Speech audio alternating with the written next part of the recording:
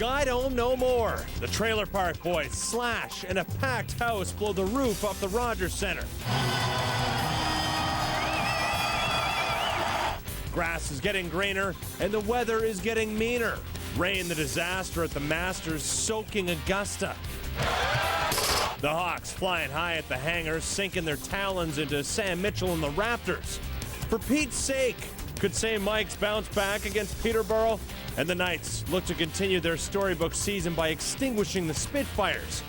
Randy Ferbey and Paul Turleson renew their rivalry with the World Championship of Curling hanging in the balance. Go Jays! Woo! You guys are Highlights next on Sportsnet News.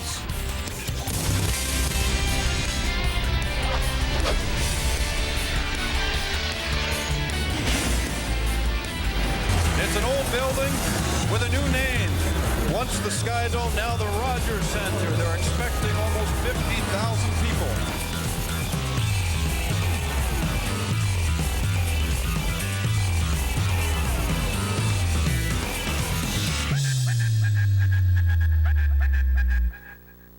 The facility looks great. We look great. This is Sportsnet News.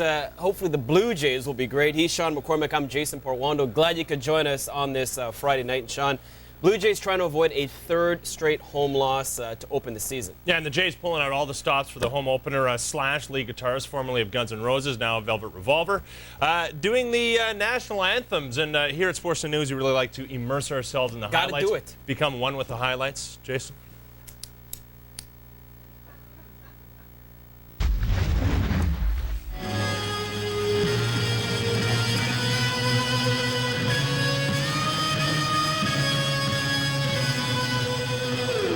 I'm going to throw the pitch out at the Jays game tonight. No, you're not. I'm throwing the pitch out tonight. Boys, Ricky, I'm throwing the pitch out. What are you talking about? Well, it's going to be between you and I. We're going to flip a coin. I'm throwing the pitch, spit finger fastball. I'm heavy and hard throwing down the the pitch. plate. I'm bringing the heat. I already worked it out with the catcher. After fighting it out, Bubbles, give the ball to Bubbles. Don't spill the rum. Bubbles, goggles and all. Curveball in the dirt. Got it done. Over 50,000 on hand at the new look Rogers Centre. David Bush, a perfect 4-0 in his career at the Rogers Centre. Top two already, 1-0 Boston. Jason Varitek. Oh, Jason, doing some damage. His second, 2-0 Red Sox. Just like that. Bottom second, Jays get one back. Greg's on. The rip to right. That off Bronson Arroyo. Eric Hinsky. Mad Wheels. 2-1. Top three, Battle of the Presidents. Bush versus Nixon. Christopher, you can just trot. His real name is Christopher Trotman Nixon. Solo shot, 3-1. Sox looking for more. Next batter, Manny Ramirez. The newest Jay, Corey Koski. Hot corner, hot stuff. Nice stab by Hinsky. Bottom three, Russ Adams. Like a disobedient dog. He's leaving the yard. His first, all of a sudden it's 3-2, top 7, 4-2 Boston. Nixon, easy double play ball, but Brandon League throws it away in the center. Keeps the inning alive. That would be costly. Manny Ramirez then singles through the left side. Johnny Damon plates, 5-2 Boston. Bottom nine, Jays down 6-3. Cue the comeback. 2-on, Eric Hinsky back up the box. Koski scores. It's 6-4. Now 6-5 bases juice, but Orlando Hudson grounds out. Keith Folk gets a save. Boston hangs on to win it 6-5. The crowd of 50,560, a new opening day record. David Bush, 5 innings in the start for the Jays, giving up 4 hits, 3 runs. Brad Mills continued, by the way, in that role of acting manager for the Red Sox. Terry Francona still under evaluation because of chest pains. Now, we should tell you that this is the 3rd straight season that the Toronto Blue Jays have lost the home opener a couple years ago against New York. Last season got swept by Detroit. For their thoughts on what took place tonight, we head back to the ballpark and check in with Jamie Campbell and Pat Tabler. All right, well, the Blue Jays lose their home opener here to the Boston Red Sox in a dramatic fashion, 6-5, as the Jays loaded up the bases in the bottom of the 9th, and we're happy to be joined by the first baseman for the Red Sox, Kevin Millar. Listen, Kevin, you guys came back from an 0-3 deficit to the Yankees in the playoffs. I'm going to take the assumption that you weren't really sweating it there in the bottom of the 9th. No, we were sweating it. Anytime you load the bases right there, and they were a hit away from winning this game. But you know what? Keith Falk has got ice in his veins and did a great job for us. Kevin, talk a little bit about David Bush, the starter for the Blue Jays. It seemed like he was a little rocky early on, but settled down. Yeah, he's a good young pitcher. I mean, we've never seen him, so you know, he mixes his pitches up, got a real slow curveball, and he's got to hit his spots with his fastball. But you know, he did a good job. He kept us off balance, but Veritek and Nixon got him, and we got a few runs against him. As I take a look at your offense, so much balance. You have so many weapons on your ball club. What's it like hitting behind Manny Ramirez and David Ortiz? If they don't knock him in, it's you, isn't it?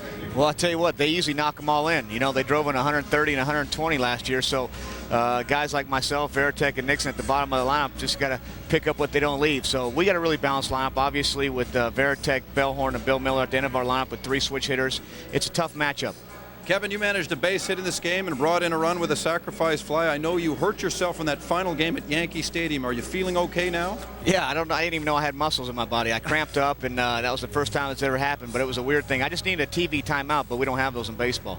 Well, thank you very much for joining us. Kevin Millar, the first baseman of the Boston Red Sox, and he'll stand behind David Wells defensively on Saturday. Another look at the final here, a 6-5 victory for the Red Sox in the opener. Bronson Arroyo the win, David Bush the loss, and Keith Falk a save.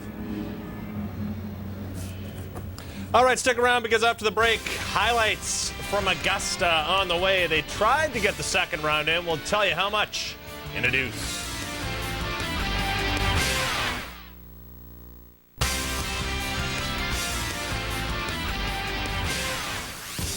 The Trailer Park Boys still in the pregame Jays show tonight in Toronto, which brings us to the Masters being played in Georgia, where you need not look far to find a boy from a trailer park. Rain once again delaying play Friday morning at Augusta, though not nearly as long as the 5.5-hour delay that halted play on Thursday. Players still worried about finishing their opening rounds on Friday. Phil Mickelson at the par 3 12th. Here he is with the 8-footer that he cans to get to 3 under par. Tiger really struggled on the first day. That would be Thursday. Didn't quite get his first round in. Trying to get up, but doesn't quite have the gas.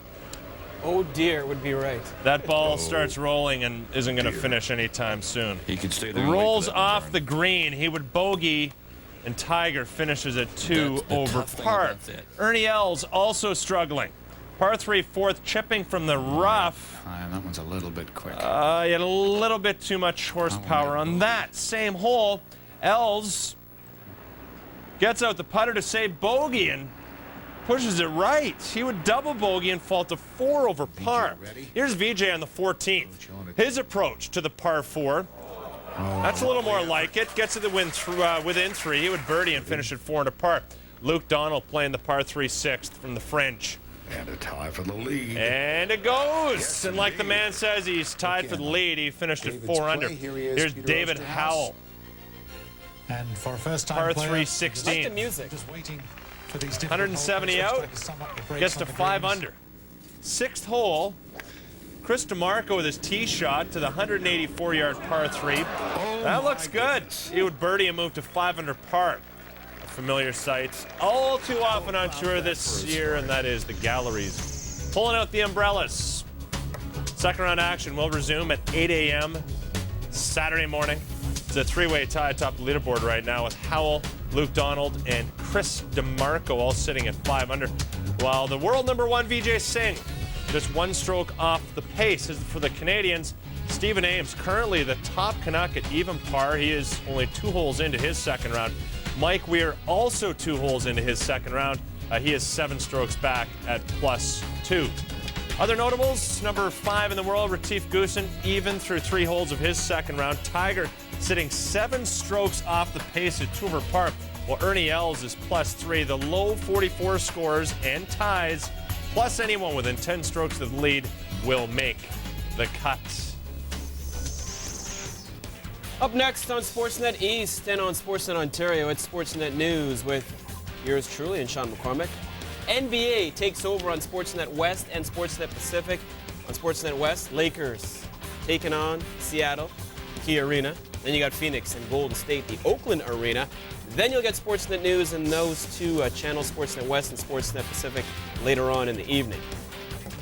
So Jason mentioned we got to say goodbye to viewers on Sportsnet Pacific, on Sportsnet West as well. However, if you do have digital cable, please tune in to Sportsnet Ontario or Sportsnet East for another edition of Sportsnet News, because we didn't quite have time because the Jays game ran late. We didn't have time to get to the GM meetings in Detroit, and there was some news out of there today. So stay tuned if you can. We're back in a deuce.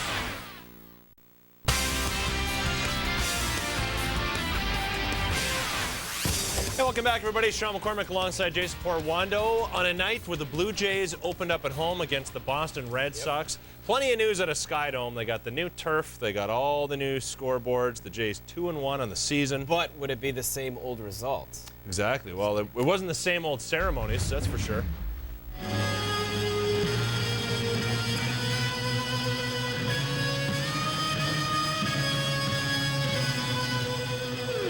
I'm going to throw the pitch out at the Jays game tonight. No, you're not. I'm throwing the pitch out tonight. Boys, Ricky, I'm throwing the pitch out. What are you talking about? Well, it's going to be between you and I. We're going to flip a coin. I'm throwing the pitch, spit finger fastball.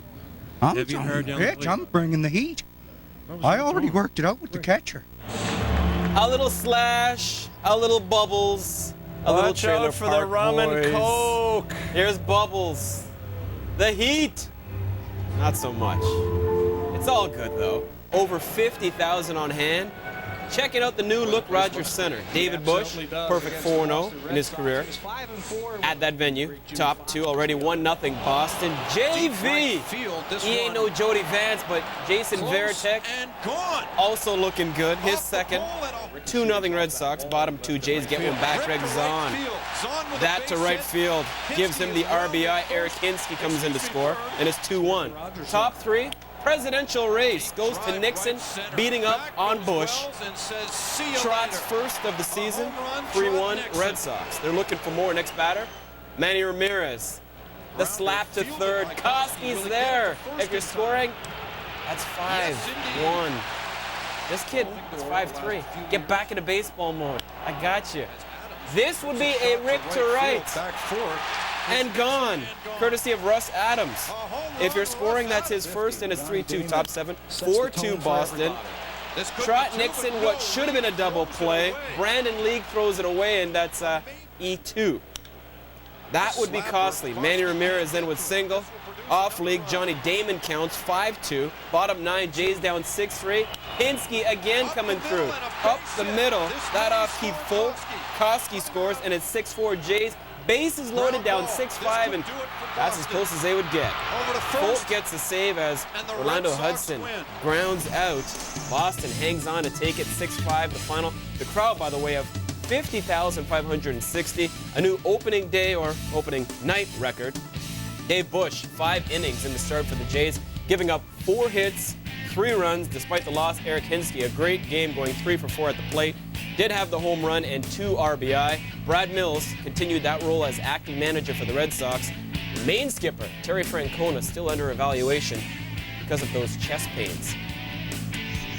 Now, as talked about, over 50,000 were on hand to take in the Jays' home opener at the Rogers Center. It was their first ride inside the freshly pimped out concrete convertible. So what did the fans think about the new look facility and their newest Jays? Our Barry Davis has the 411. As fans made their way into the new improved Rogers Center, it didn't take long for them to notice just how much this place has changed. I think the field looks great. It's probably got a way better feel, less injuries, way easier on the players. The scoreboard looks great, big improvement. It's like a different stadium, it really is. The atmosphere is totally different. Forget about the crowd, just the improvements itself, the field, the warning track, the new screens on the outfield fences, and the new Jumbotron. It's totally different. Oh, I thought it looks great, man. It looks a lot brighter. It looks a lot more appealing to the fans. Oh, it is beautiful. It is so nice. It's like makeover. The best thing ever. Rogers did a great thing by buying them. They gave them extra money. Spectacular. Good job, boys. Go Jays. Woo! Okay, so everyone seems to like the park, but what about the team itself? I think they were able to go out and get a more well-rounded team, get the parts that they needed. And in the next few years, with more money to spend, I think they're going to be a lot better. I think they'll do a little better, yeah. Can't do worse than last year, right? You heard it from me first. World Series champions, if not that, pennant, no matter what, for sure. You know, it really has been a long time since there's been this much excitement around the Toronto Blue Jays. But regardless of how much they improve this building and make it fan-friendly, if the Blue Jays don't putting a winning product on the field, this busy and very rowdy 500 level will once again become a sea of empty blue seats. Barry Davis, Sportsnet, Toronto. Rain and clouds have been known to sour many a man, and you can include VJ Singh in that group. The world #1 playing behind a threesome that included Phil Mickelson on Friday at the Masters. VJ complaining that Phil's metal spikes were too long and that they were damaging the greens. Officials confronted Mickelson about the problem, but found no issue with his spikes. Brad Fay is here now to put a spike through coverage of Day 2, and it's brought to you by Volkswagen. Unfortunately for the patrons who had Friday-only tickets, they did not get to see a lot of golf as weather wreaked havoc again on the 2005 Masters Friday. And strange twists on the top of the leaderboard as well. Yesterday we saw a Palmer that wasn't Arnold, and today it's a Howell that isn't Charles. I'm delighted with my day's work, even though it was only 8 holes of golf at the end of the day. That was always that I could do, and I managed to play well today. So, you know, you don't know what's around the corner in golf. You know, it might pan out to be a great thing for me that we stopped. I felt prepared. You know, obviously, I think knowing this course is beneficial. But you know, I'm coming into this week and playing as good as I've ever played, and you know, my game feels really good right now. So. In that way, I feel very prepared. You know, it was nice yesterday to play 14 holes. That was okay, and then to finish my round today was okay. But then to go back out, it was fine. But now it's stopped, and then, you know, hopefully tomorrow we'll just get through this whole round. Just have to start and, you know, finish and start and stop your rounds, you know, 4 or 5 times. You know, you got to be patient. It's going to be a long day tomorrow. You know, a lot of golf to play. You know, if you stumble a little bit, you just got to stick with it. And but if you get on a good run, you can really parlay that into some, hopefully, you know, good momentum and keep going. John Gordon, Mike Weir is a little guy in stature, but he's in great shape. Obviously, the fact that he hits the ball much further than people at 5'7" or 5'8" should tells you that. But I think the conditioning in terms of the endurance is going to be a big factor this weekend. Well, let's make one thing clear: he's not this tall. Yeah. Okay, but he is about this tall. But he's always had like 1% body fat, and this year he started to work with a strength and conditioning coach, and you know, very active. He's getting on in years. You know, we forget because he is youthful looking that he is, you know, up into his mid-30s, but you know, he's a tough guy, and I think not carrying a lot of body weight will make a big difference too. And there's a lot of factors that go into a wet day on an up and down golf course and playing a lot of holes in one day. Plus, you know, you can't dispute that there's a lot of mental and emotional toll that's taken by playing in a major. Yeah, and how about this to throw a curveball at a guy like David Howell, who sits among the leaders, won't have to sleep on it as many nights, so to speak. It's going to be a round and a half on Saturday and a similar situation on Sunday. Does that take a little bit of pressure off? I think it will, plus the fact that he feels like he's playing back in his native England with weather like this. And you know, he's an unknown property to a lot of North Americans, but he's very well known on the other side of the Atlantic. A veteran player, performed very well at the Ryder Cup. Hasn't done all that well on the PGA Tour. Has missed the cut in 3 or 4 events. But a lot of guys say that he's going to be the next great thing from that side of the Atlantic. So he's a fabulous putter, and you know, who knows whether he hangs on or not. Like you said, maybe he doesn't have that mental burden to carry. The bad news, good news scenario, those who had tickets for Friday didn't see a lot of golf, but the Saturday ticket suddenly becomes golden because we could see in the neighborhood of 28 to 30 holes played by all of the players in the field. All right, thanks, guys. Barring a minor miracle, the Toronto Raptors, like you and I, they'll be watching the postseason on TV for a 3rd straight year. Both GM Rob Babcock and Maple Leaf Sports and Entertainment President and CEO Richard Petty are under that microscope. Sources actually telling Sportsnet MLSE Chairman Larry Tannenbaum and appointed representatives have secretly conducted several interviews with at least one party over the past 6 months for what is believed to be Petty's position. We'll keep you up to date on the court. ATL at the T-Dot. Josh Smith and company have lost 26 of 27. Only win, in Toronto. First quarter. Oh, the nasty. Doing it Dutch. Josh Smith, the monster windmill. And Matt Bonner's Hawks by 7. More from Smith. Takes the feed, and another big bam. ATL by 12. Sam Mitchell needs an Advil. Advil, not Anvil. Third quarter, Jalen Rose misses the J, but more. Pete is back. with the putback. Fourth quarter, more from Toronto. Ray for Alston. Free ball. Toronto up 2, then Alston again. Outside the arc. This time you do the math. Raptors by 4. Dying seconds. Tied at 96. Jalen Rose misses the layup. Matt Bonner for the win. Not meant to be. Free basketball in OT. Rose rising to the occasion. Knocking down the J. Raps up by 3, then Chris Bosch. The dish to Rose. Trifecta. He had a game-high 30. Raps win 109-101. Team effort. Share the ball. 5 Raptors finish the game in double digits. Can you dig it? Jalen Rose led all with 30 as talked about. He also had 7 boards. Mo P chipped in with 26 and a game-high 14 rebounds. Chris Bosch, another double-double for him. 12 and 10 as the Raps pick up another victory on the season that's now 31. NHL general managers dealing with 2 issues today in Detroit. CBA and Sidney Crosby. One of them got heated. We'll tell you which next. OHL highlights. London Knights leading the Windsor Spitfires 1-0. Knights coming off an 8-0 pounding of Windsor in Game 1 on Thursday. First period, Brandon Proust wiring it past Kyle Nechtel, and it's 1-0 London. It's now 2-1 Knights, and they're on the power play. Robbie Schramp, one-timer. London out shooting Windsor 18-8 in the first. Later, they led it 4-1. Second period, Windsor's down 4-2. David Lomas collects it, beats Gerald Coleman. Spitfires climbing back into this thing. They're down 4-3. Third period, Dylan Hunter, the steal at the blue line, and restores the 2-goal edge for London with his 5th goal in 2 games. 5-3 London is how it ends up. Knights take the 2-game series lead with the victory. Dylan Hunter followed up his 4-goal performance in Game 1 with a goal and 2 assists. Toronto edges the Petes in a high-scoring 8-6 final series, tied at 1 apiece now. Kitchener takes a 2-0 series lead after a 3-0 victory over Owen Sound. Kitchener leading the series 2-0. On to the queue, Lewiston, Rimouski, Sidney Crosby, 5 awards on Wednesday night, like he needs another one before this game. First period, Rimouski down 1-0. Crosby sets up Marc-Antoine Pouliot. Just like that, we're tied at 1. Second period, 2-1. Oceanic. Crosby in the box. Maniacs take advantage. Loose puck in front. Alexandre Picard, he's just banging. We are tied at 2s. Third and final frame. Game tied at 3s. Francis Charette picks up the loose puck, cuts out front. He is not a dog, but he is going roof. 4-3 Oceanic. They go on to take it 6-3. We should tell you Crosby was held to just 1 assist as Rimouski takes the opener. Meanwhile, Halifax skates past Gatineau 4-1 in their first game in the series. Rouyn-Noranda, no trouble with Moncton.